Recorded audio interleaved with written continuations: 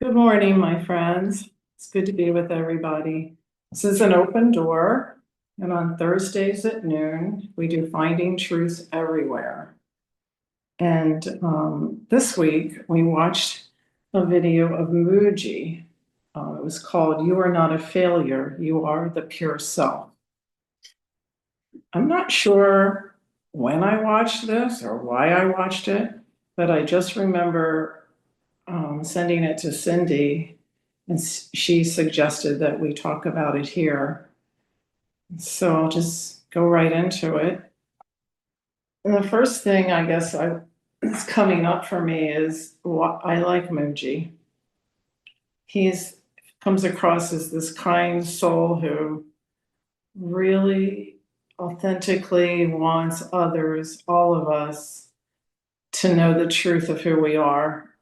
And he does it in such a kind way with everyone who speaks with him. When you hear him talking with these women on the video, there's a sweetness and a kindness and a loving presence.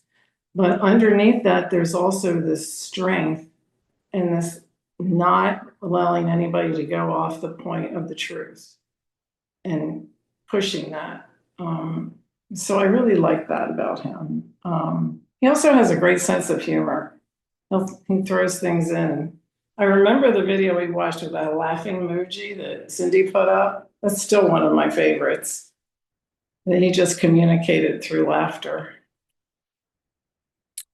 So today, as I was thinking about how to introduce this and how to guide, there is so much in this that I could talk about, but I came up with like three major points and hoping that other people will bring up the rest of it.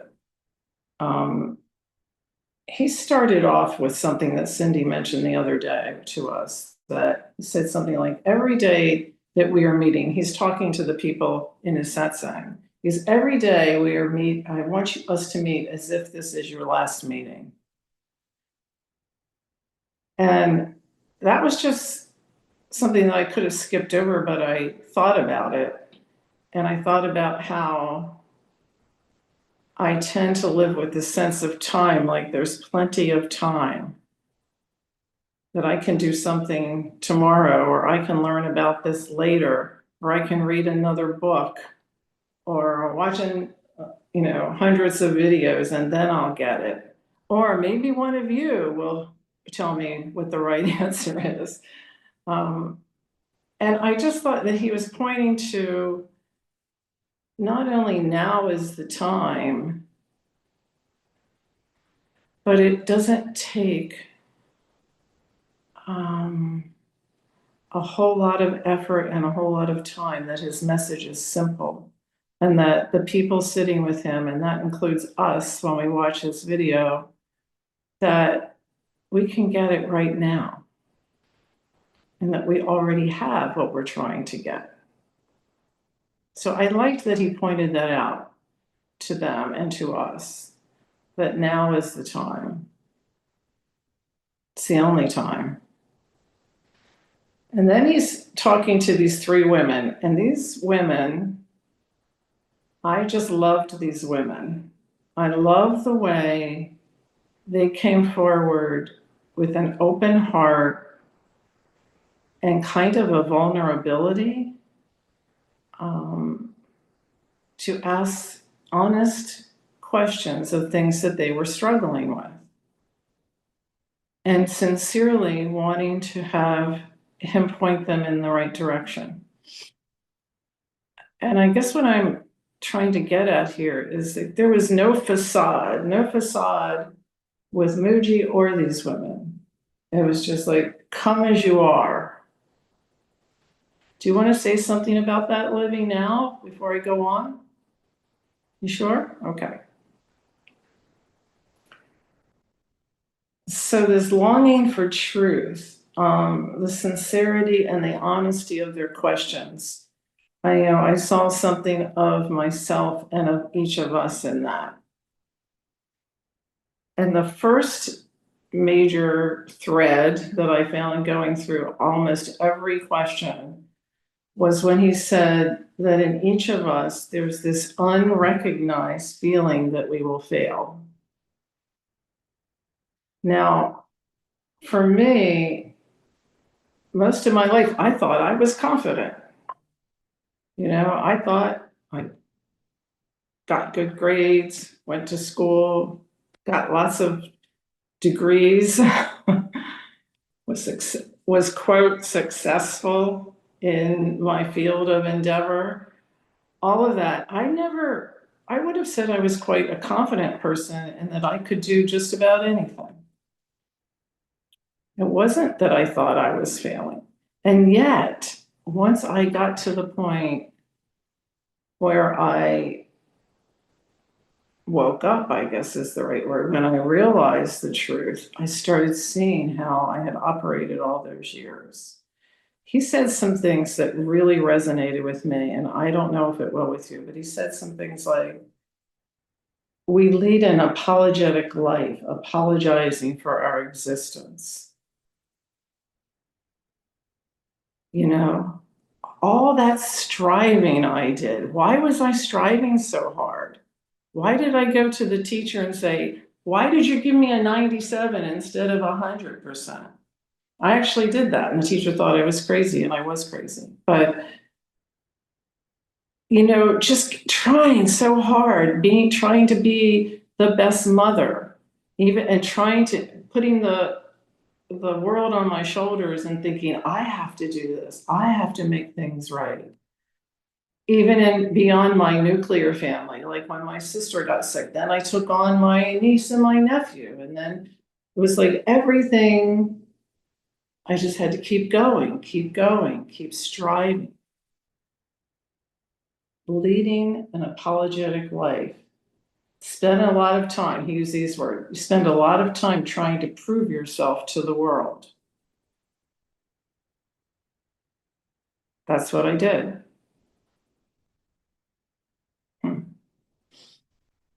And he said that this life of personhood, where we're doing this, is such a well-accepted voice, but it's a version of us that's not true. I'm going to admit something now. It's not even really admitting, it's just telling the truth. Even coming into what before was, I forget what it was called, the Center for Awakening, and now in an open door, and even being with you, there's an element of that. Even though I know I'm awake, there's still an element of that. There's like, why am I not getting the non-dual concept? What's wrong with me? Or I don't even know how to explain it. Because you all are so lovely. I know no one is judging me, but there's still this sense that I'm being judged in some way. This not good enough, this leading an apologetic life, that is deep. And it doesn't automatically go away from me when I wake up to the truth. It does, there's still a residual there. And I can see it. So August says, your sense being judged because you're judging yourself. Only you can judge yourself. Absolutely right. And it's still there. Not as much, but I can't say that it's 100% gone. I think I can say it's like 90% gone, which is really good. I'll accept a 90% on that one. But that was just a theme that he went through. He identified that with each of the women, even though their question was different. That was, so he says, there's something in you. This I found fascinating, and I'm going to listen to it again, but he said, there's something in you, the self as consciousness, which was able to extend into a person and manifest as a person, and that also is consciousness. The person is consciousness. And that was like a hint of what was to come later in the video, when he started talking about what we should do. So the first idea, to summarize, was this, that we have this unrecognized feeling that we're going to fail. And he said, that's a block. Then he went into, I mean, he did this with each person, but I'm trying to pull out just the essence of each. The next thread that I picked up on was under the heading for me, what not to do. He talked about what not to do. He said, these are states we have been identified with for a long time. And the first woman was saying, I feel like I'm going to fail. And he said back, don't look where it came from. Whatever door it came in, whatever time it came in, this is not a therapy class. And I went, whoa. This is not a therapy class. And then he said that with the first woman. With the second woman, he says, you think you are not good enough. Don't go looking to where it came from. He said it again. Because that is another kind of drama. No need to go there. Now, this, I think, could be controversial, but that's okay. I did spend some time trying to find out, why am I like this? What happened in my childhood? Evaluating what happened with my father, with my family. I came from a very poor family where we didn't have enough. And I still remember going off to college and going, what? Your parents paid for all of this? You get a check every month? I was like, wow. I felt I had been deprived, you know. But I think what he was pointing to, oh, he also says you're building up a file. Can you see just a file cabinet for all the stuff that happened in your life? You're building up a file and it's holding you back. And he said something else that really resonated. He says, you come to a place where you're trying to fix everything and you can't bear much more. You're making such a mess.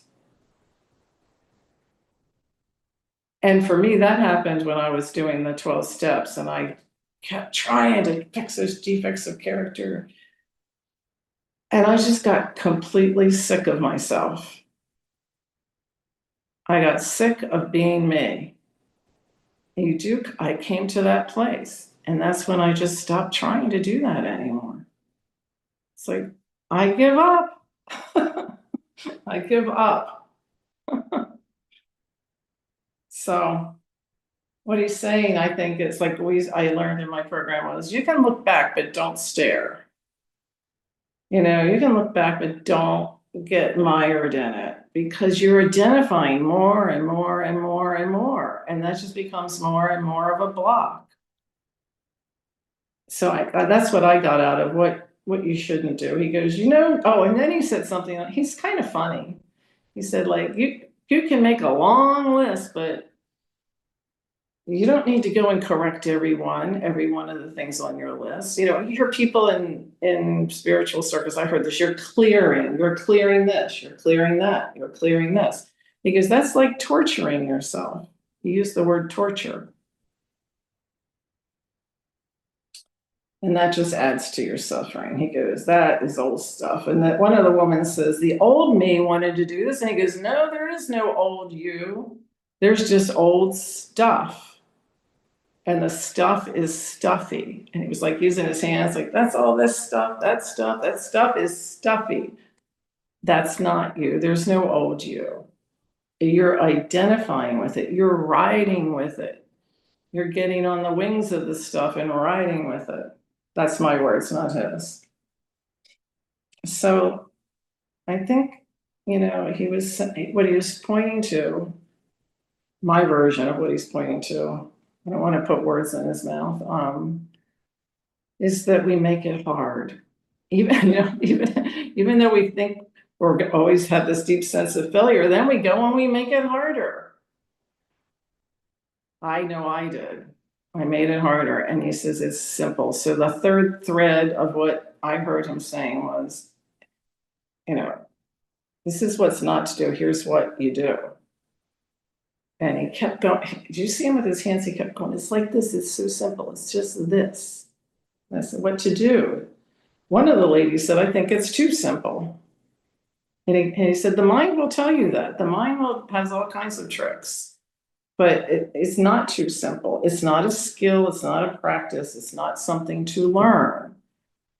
That was a hard one for me. I thought, I'm a good learner. I can learn. I can take notes. I can pass the test. I know how to do that. But maybe give me a test right now on all these spiritual concepts. I know what the right answers are supposed to be, but it doesn't mean I always feel it in my heart. So he was saying, I can point it to you, but he also said, but I need your cooperation. And to me, that was another salient point. And and I'll confess right now, it may be part of my misunderstanding. I'm sure some of you will add to this part, but I need your cooperation. The guides say you need to agree to this. There's some response mechanism in this individuated self that needs to happen. I don't know what that is, but he said, I need your cooperation. Oh, and in the 12-step program, it's like you need to be willing. You need willingness. So what he was saying was, realize yourself. These are all the things we know and we've said many, many times. Get free of your mind. Perceive what's going on in your mind. Don't let your mind be the boss. Your mind isn't the boss. Sometimes I actually say to thoughts in my head, I don't have to listen to you anymore. I thought I did. I don't have to listen to you anymore. Watch and abide. And he said to one of the women, what's the core point? What's the core essence of what I'm saying? And she said, well, I think it's about my identity. And I think he just reinforced that. He said, it is. What you need to do is what you hear me saying, you need to apply it. Apply it. Be baptized in your heart. I loved that line. Be established and fall in love with that which is revealed in you.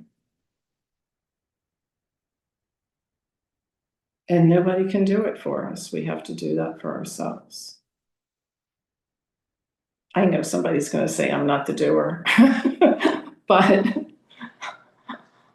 I don't know. I'll end with this lovely thing that I think he said. You are a person so tiny you think you are a person so tiny to the truth of who you are, living only a fraction of your potential. Wow. Oh yeah, one more thing I have to say. Duality is not a sin, he said. Find unity in the multiplicity. Find stillness in the movement. Oneness in the many. So I'm really anxious. I see those hands. I kind of wanted to stop and call on them right away. I'm so anxious to hear what you have to say. And thank you for listening to me. And thank you, Cindy, for this opportunity. You were right. When you feel like the responsibility of facilitating, you go back and you listen and again more deeply. So thank you for that. So I hope you share in my love of what Mooji had to say. And Livy, I think you had your hand raised first. Thank you so much for this video. And really glad to be here with all of y'all this morning. What really I had it on for like a second time or whatever, but I had it on again last night when I was doing I'm not sure what this is about, so I'm going to put my hand down. But so I had a visit with my sponsor last night and going over what has been happening with me. And he started saying this one thing, and I immediately went over and made a note of where in his talk it was. And so because what has been, as y'all all know, is my identity as caretaker. I remember having a therapist say, it's like you have caretaker written all over your body, you know? And the timeliness of this is absolutely perfect, as is the oneness. This time is always perfect. But he said, what you're suffering from is not the things, but the identity with them. You might say, I don't want to be like this, which I have said a lot in my life. And then you own the I that is suffering that. The identity keeps riding, and boy, my sponsor can testify to this. The identity keeps riding with the old stuff, even generational stuff. I can release and let go when I don't identify with the old way of thinking. And don't set out to solve problems. Now, this is what really, really spoke to me, where I see my or where I see this bodysuit tending to lean towards, but don't set out to solve problems. And for me, that is directly related to my family. Don't set out to solve problems. Just keep watching that you're watching, and don't identify.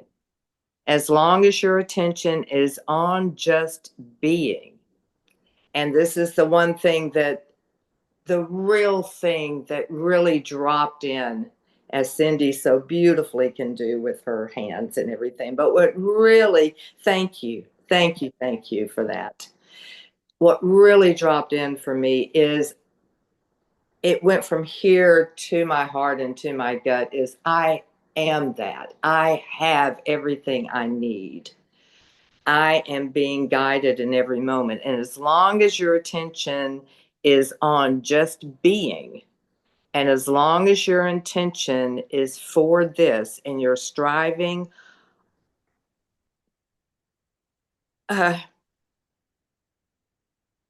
all help and grace will come to you.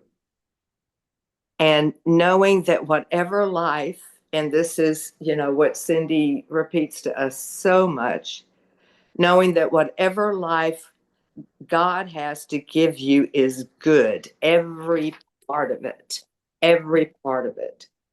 And that's, yes, that's a dualistic sounding statement, but just knowing, because I truly felt for the majority of, I wasn't only a needy person, I required your presence in my life so that I knew what to do. I would watch, everything was out there. I looked to everything separate from me to show me how to be in the world, because I didn't know that I have everything I need already right here, right now, in this moment, that I am that, and that I can rest and not move to solve problems, and to recognize that all help and grace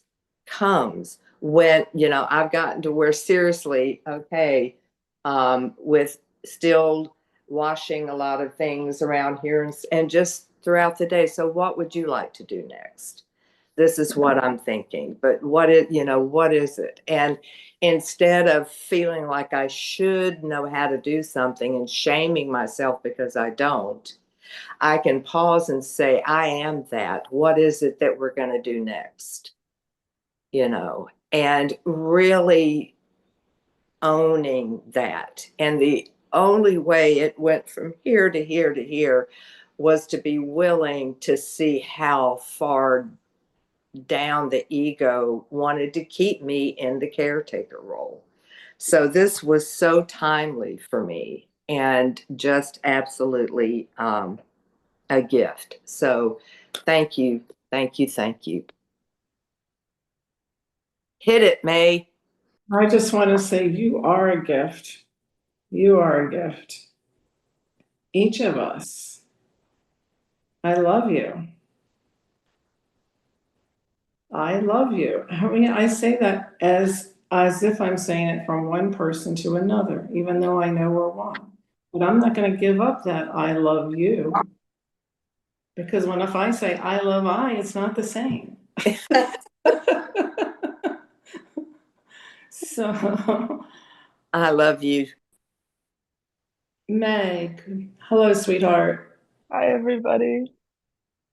Um, yeah, I wrote down a lot after or like during and watching this video, but yeah, like what you are suffering from is not the things, but the identifying with them. And I don't know, like part of me likes to think that when I individually, but I know it's like it's all just one mind, like when I dissolve the identification with judgment, like the belief in the dream that like all of you will just lift at the exact same time or something where it's like we all just like maybe that's the whole point, like hopping on the brothership is where it's already happened. Like there's a point in time like in eternity where it's already happened and we're just like still kind of untangling it, but it's like I don't like something about like just trusting in eternity is like that is the path.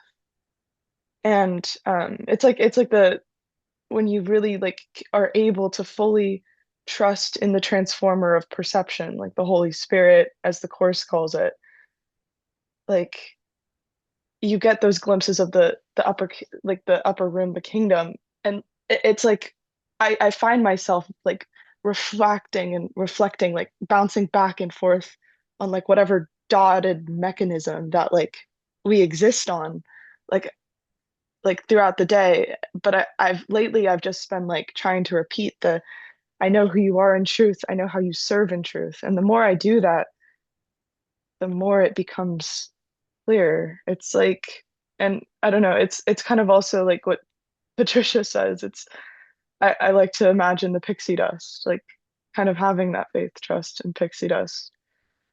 It, yeah. What else did I?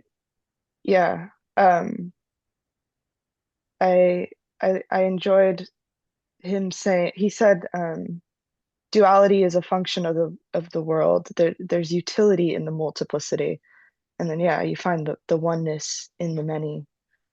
Um, but yeah, I think it's just kind of trusting the path. If we expect to fail, like we can't expect to fail. Like we have to have no fear. I think that's the only way. It's like that's the way to settle into eternity. It's so beautiful, May. Thank you. Yeah. Really beautiful. When you were doing that bouncing, I remembered him doing, I'm expanded, I'm tight. I'm expanded, I'm tight. He did that Yeah. I just like that, he's not the spiritual teacher pretending like he's always, always expanded, always, his humanness comes through.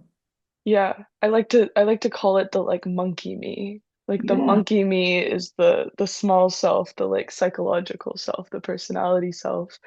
But like when we all realize that we all have this monkey me and it's just like hold on, let me I have something. I'm like working on this drawing where it's like those clinging monkeys, but Oh, like they all kind of link into like an infinity sign, and it's called All Aboard the Brothership.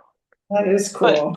like inherently, those monkeys, like just visually, like they also kind of track the form of the infinity, which I find to be a very like a beautiful like synchronicity, just like symbol. Yeah.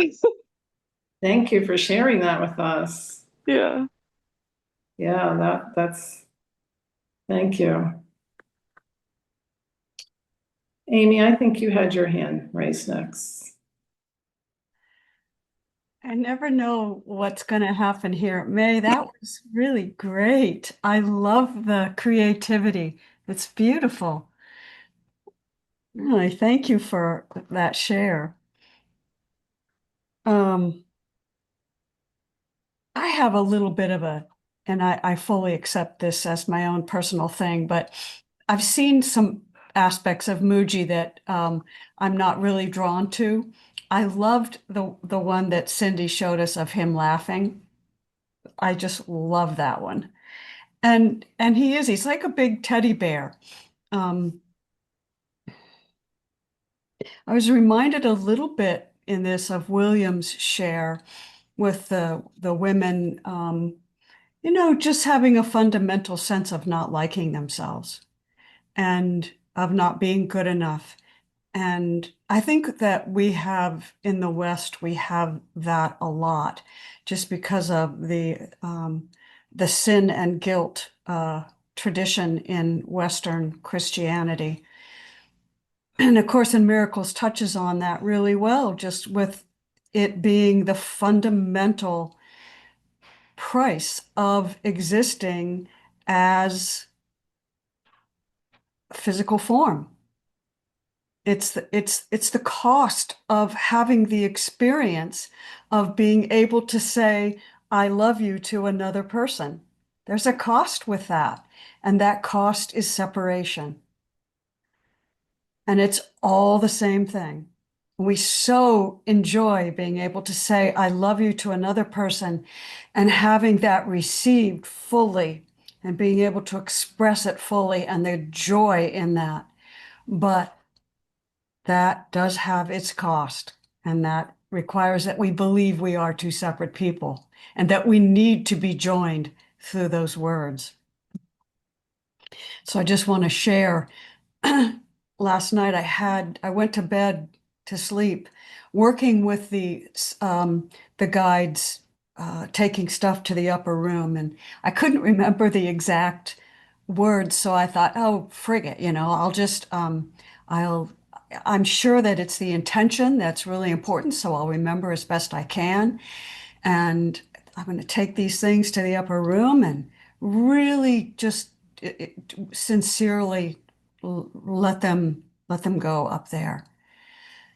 And then I slept well. I woke up this morning to this dream, and in the dream, I'm sitting in a church. I'm the witness in the dream, and I see a woman, an adult, and a little girl right next to her. And the witness sees the little girl working really hard to remember the words of the adults. And she's trying so hard to mimic what the adults are saying. And she's singing a song or doing something like that, but I'm just filled with tenderness and love for her, and this respect also for her willingness and her stamina to try to remember. And I say to the woman that the little girl is sitting next to, you see how hard she's trying? She's really giving it her best effort here. And I want this adult to recognize how hard this little girl is trying. I woke up, I'm all those characters, every single one. And that to me is just a shining example of how consciousness separates itself and then meets itself coming back to itself. And it's just unbelievable in its complexity and its beauty. Just amazing to me. So that's my share, and love you all. Unbelievably amazing in its complexity and its beauty. Yes. Yes, yes, yes. It's so awe-inspiring when you're experiencing that all at once. All at once. That's why for me, dreams are my gift. They are absolutely a gift from consciousness, from the universe, that allow me to really see from multiple perspectives. And, I'm just reminded, it's kind of like when people have near-death experiences and they say that they can see 360 degrees around. In a sense, that was what that dream was. It wasn't 360 degrees perhaps, but it's an ability to see from multiple different viewpoints and be each one. Amy, do you have the experience? I do. The dream is so vivid and so real, it carries with me after I awaken. It's with me, the same feeling. Oh, I have dreams that are, I'm 71 years old. I have dreams that are 60 years old, You know, 50 years old, and they're still there. it just, Yeah. The information packet is so dense and yeah. so direct and so compelling that it's like, yeah, it's just multidimensional packet of information. Yeah. Yeah, I have some funny ones that I won't share here. Ah. All right. Thank you, Sandra. Thank you for leading this discussion. Oh, you're welcome. Melanie, I Hi. think Melanie's then Cindy. Okay. Hi, Melanie. I'm so glad to see you. Thank you. I feel so much warmth and love here. It's wonderful. And next week we might tap into some dreams with Amy next time. Um, but things just come into mind. But one is, when you look at all the little squares on your screen, I always, when I see, you see yourself kind of, or it's not really yourself. I always get this sense of who is that person that's looking back at me? I don't know. I just get this weird thing. And then you see that we're all one in a sense. I don't know. And then you see all the little individuations. So that just occurred to me when Amy was talking. And another thing, when you were talking, Sandra, you talked about don't look back. You can look back, at the idea of the past, looking back at the past. And it brought to mind the story in the Bible about Lot's wife. Right. Yeah, she turned around, she turned into stone. She said, don't look, they told her, don't look back. And she did, and she turned into stone. So that's what it does, we get stuck in our old self. So, that was a pretty good picture of what you were kind of talking about. So That is so perfect. I had forgotten about that is perfect. It does, it kind of solidifies the victimhood. yeah. And the truth of who we are. And you're looking behind, so you can't go into the, you can't be present now because you have all that, yeah. And then finally, let's see. Oh, and then May, when we were talking about, he said the word perfect harmony, but only camouflaged. There's perfect harmony always there, but only camouflaged. And when you showed your monkeys, it is the infinite, but it's just camouflaged by the monkeys. We are attention on the monkey self. So you made me reflect on his words about that. So that was cool. And I loved when he said about all the visitors, all the visitors. I guess he's like the guest house that come through our mind, all the visitors, the thoughts, whatever. And I remember one time I did needlework. Remember we used to do needlework, and I did a picture, and it said, visitors always give pleasure, and not in the coming, than in the going. So it kind of made me reflect on that. So sometimes, these visitors, and he used the word mafia, which was really, I love that. And finally, he said about AI. The I is, artificial I, or artificial, right? Into artificial I. And you said that was all the ego knowledge. So, we're so into AI right now. So we just got to check on if it's artificial or if it's who we really are. So I just loved his words and his. Yeah, he has a good way of, I wrote down a lot of stuff about the visitors. Oh, That yeah. really struck me too, because it was such a great metaphor about how visitors come in, so thoughts come in, and then some of them leave, but some want to stay and they become squatters. And not Yeah. only become squatters, they want to redecorate. That's great. It just hit me, yes, they do. And it seems like it's hard to get rid of them. And feelings too. Sometimes you get these feelings that come in, like I have with the fall coming, I get this sort of ennui, this kind of general ennui with the light, less light and the dark coming earlier and everything. It just kind of as we move into winter. And I know that's a visitor that it seems to come around every year. And I'm just working with, letting it be and then letting it go, maybe. Yeah. Usually they leave. I mean, it doesn't stay. But I think back to his core pointer, which is it's all about identity. Are we identifying with it? Are we going to let it take us for a ride or down the rabbit hole or wherever else? Or are we going to say, you don't live here, here's the door? It's like a gentle process. It's not like I used to have a wrestling match with myself over it. Like ego wrestling with ego. And I don't have to do that anymore. I can go, there she goes again. She let in an unwanted visitor. And it's not the mafia. The mafia gives it too much strength. It's just the wind coming in the front door and going out the window. Yeah, it's really comforting to know that this will not last, whatever it is. Yes. The Yeah. nature of this. And it has no power unless you give it. Yeah. So thank you, Matt. Thank you. I like it when you're with us. Thank you.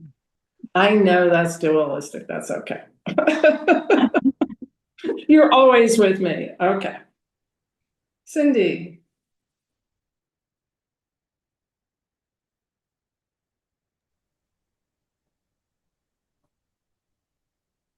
I wonder why she raised her hand, she says with a smile. Mostly because I'm getting ready to do this enlightenment intensive, and I've already felt my desire to connect with quote unquote others all but gone right now. So I wanted to express love. I like the way Muji makes me feel. I find that I don't spend a lot of time listening to him.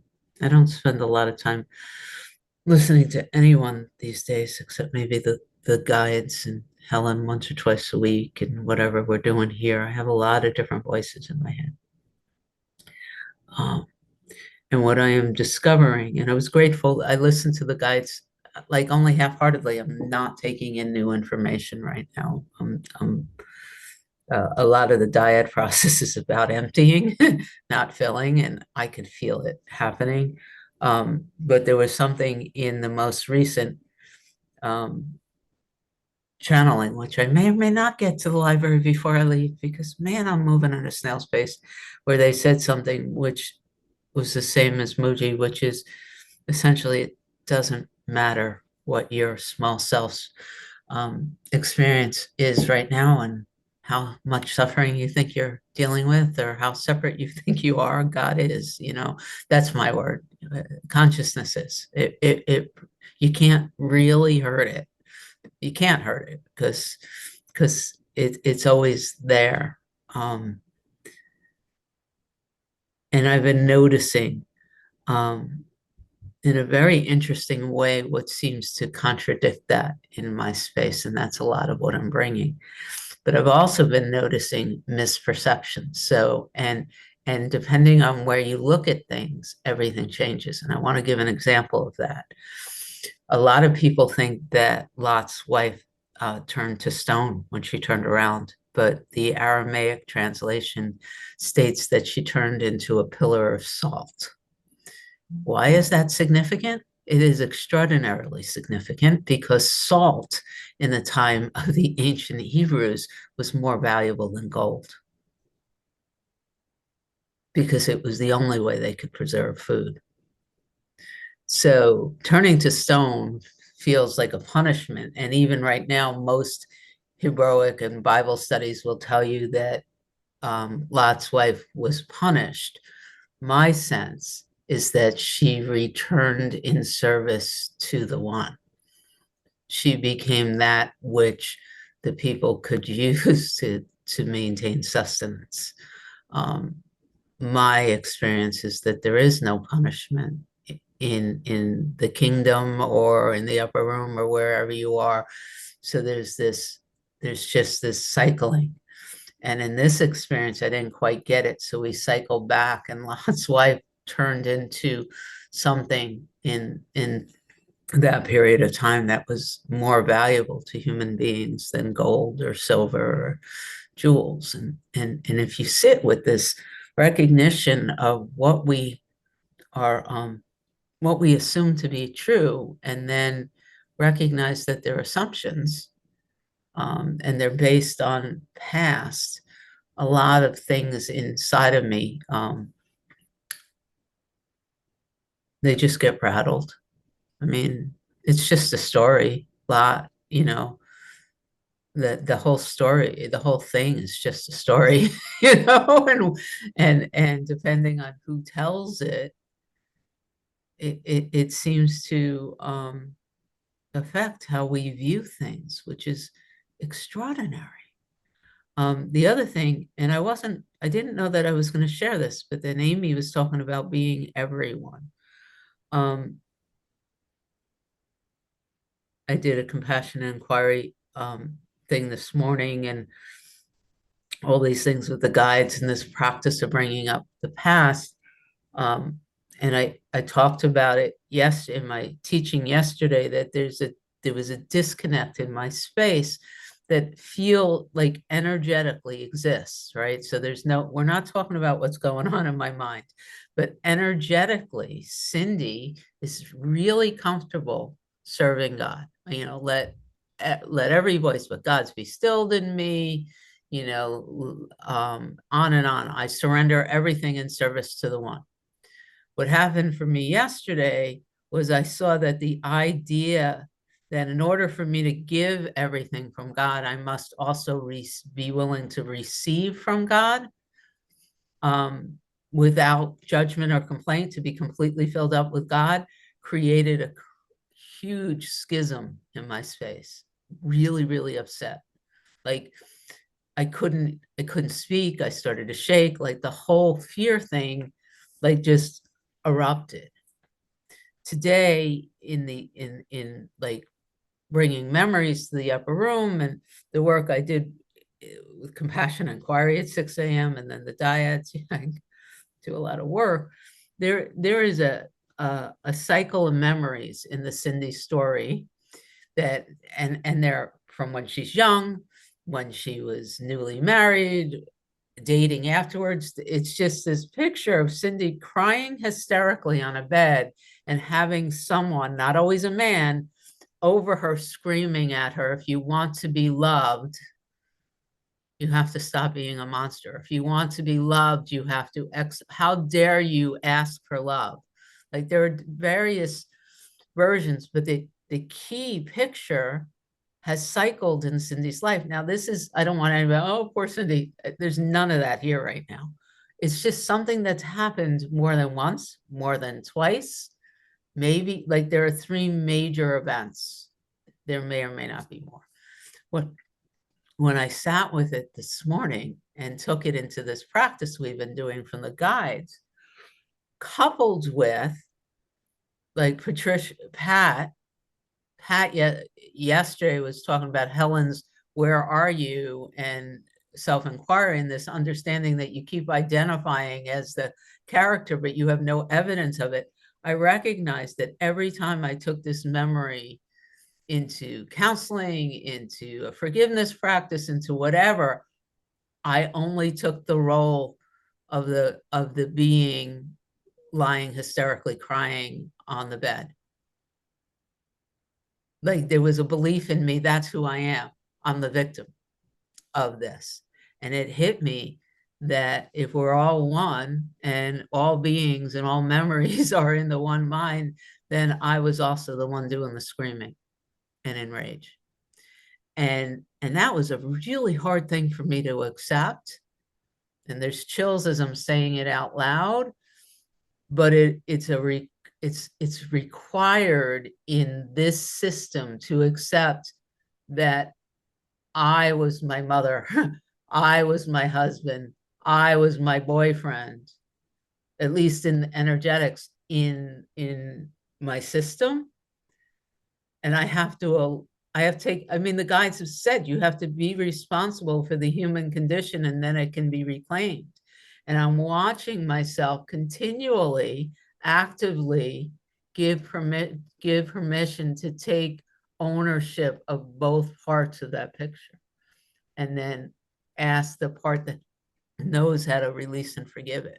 It hit me and like my head's pounding and there's a lot of different things and I'm taking it all into this, enlightenment intensive, but it hit like a ton of bricks. And Amy, pointed it out in the dream, but you know what? How many of us accept that every part of this dualistic experience is a dream, right? The acceptance that I'm the one in rage. I'm not just the one begging for love. I'm the one that's saying no. I'm the one that's screaming, how dare you ask for a hug? And it's sort of rocking my world from the inside out, that realization, confessing it, accepting it, recognizing ownership from a human collective aspect of all the characters. It's just a big part of what's happening here right now. And Mooji's saying, it doesn't matter if you believe you're the separate self, have the experience, it's useful, but you're not, So anyway, that's like I'm in the process of this right now. So there's like, other than confessing it, sharing it with you, like any words won't even, I don't think I'll take them in, but your love, your appreciation, because it doesn't matter, because you know what? You're me too. Like every one of yours, whatever you are, whatever stories I have about the individual people in this room exist only in the one mind. And if they're happening here, then I got to accept that that's me too. And I love that when it comes to an open door. Anyway, thank you, Sandra. Thank you to everyone who's going to keep the door of the open door open. I'll be back on Wednesday. I'll be back in an open door on Wednesday. I expect if I don't show up, it's because my ego is completely dissolved and I have forgotten where I've forgotten.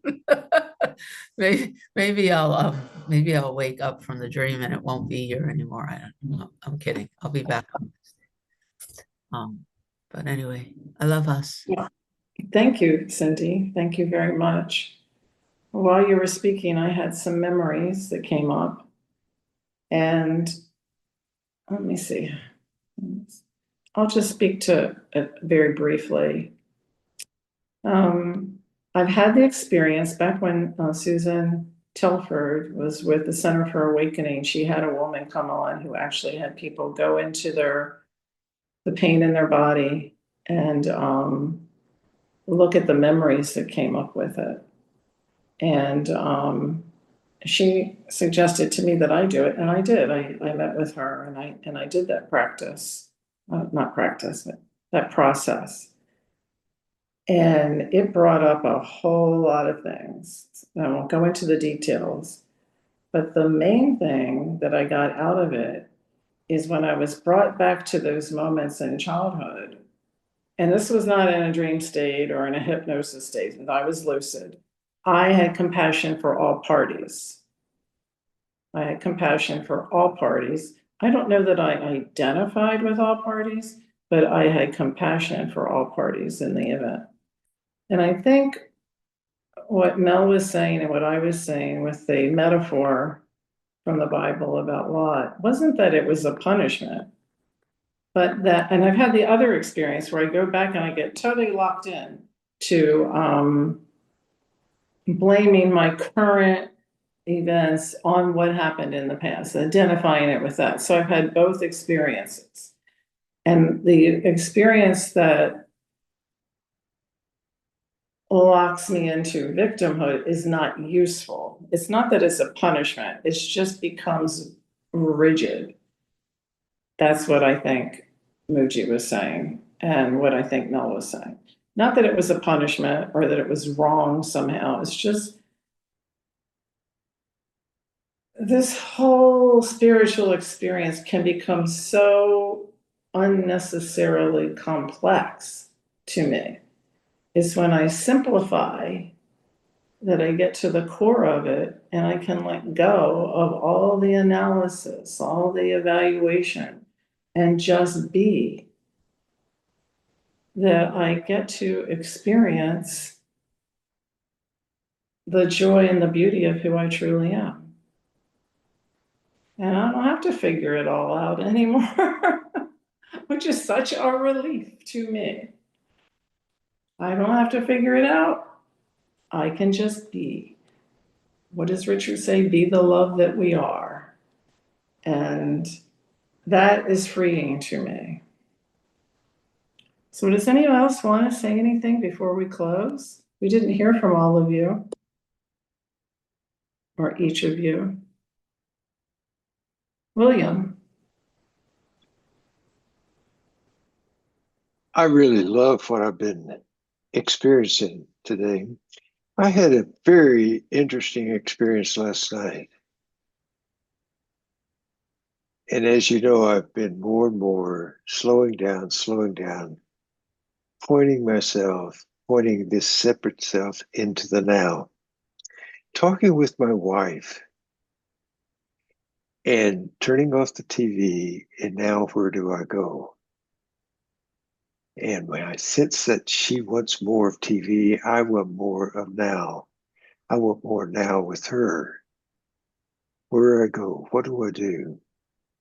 And as we started talking, I just kept trying to, well, what's happening right now in me, in my space. I didn't want to get into a conversation about it. And then it happened that my wife kind of laid back and she says, sometimes I'm just sitting and I'm filled with gratitude. I'm just feeling so loving this moment for no reason. I'm sitting in the closet, putting on my shoes. And that really did something for me because that's all that I really want for her, with myself. And it was like in a flash, we were both in that space. I could feel her love. I could feel my love. I could feel we were just in this space together. It was really powerful. And suddenly then it occurred to me, and here's the interesting story about it, and I just enjoy my stories sometimes. It's like I've been, she's such a good listener, always praising me or seeing the good in me, at the same time micromanaging, finding fault, which is perfect for me with my judgment triggers. But I saw, you know what? She's so far ahead of me. She knows how to be in the moment. I've been reading, writing 92, whatever. And it's like, bless her heart, she's such a good listener. She kind of boosts my little male ego thinking I know more, whatever. That's the game we play. We love our adversarial at times, but there's so much love and well-being and fairness and love in it. So I saw, you know what? It's like I've been in prison thinking I had to wind up helping her out of her prison. I'm the one that's in prison. Here she is already, just sometimes not sharing it with me that she's okay, okay. Can you sense that? Wow, just wake up. And I've been trying to be so loyal and stuck that I couldn't leave her. I'm afraid to, I have to, whatever. But you know, I go back to this feeling I had 30 years ago. I feel like when I found her and she found me, I climbed the last mountain that has been always, it's the last incompletion for me. It's creating a loving relationship that is equivalent to my father and mother because they had the most wonderful, loving relationship made in heaven. Okay, never could create that. Tried. But 30 years ago, I knew, ah, this is the one. This is my second chance on life. I've now climbed the mountain that was always been there. I'll never make it. It's something wrong, whatever. Then this morning, I'll try to finish this. I saw a picture of my grandson, and he's getting married. And the beauty for they had a picture of them loving each other, throwing her in the air in a sailboat. The beauty, the joy, they're just so beautiful people, but the love and that they were so important to each other. You could see it. And I immediately thought, oh man, it just brought up so much pain. What that's all I've ever wanted, to be that important to someone. And then of course I realize now I've never been that important to me. It's that connection here. And so all of a sudden, I felt so empty. Like, where do I go? What do I do? It's just so painful, empty, whatever. And then I remembered, just be here now. Awareness. And all I really am is presence. And that's all I have to give. And that's in this moment. So I feel like, wow, all this kind of condensed in, hey, I'm home. I'm here. It's always been here. All those stories, they're fine, they're fun. But really, this, I can always come back to here. And there's that sense of knowing. So I just want to share that. I just felt so powerful in the moment. It's like all I got to do really is just be here now, be here now. As I put my foot on, I go to the bathroom, I do this, I do that, I do that. Wow. Okay. And I'll play with my monkeys later on. Thank you, William. I'm giving you a hug. Thank you. Hug. Thank you. Thank you for sharing that with us. That's just so lovely. That's a great way to end this, Cindy.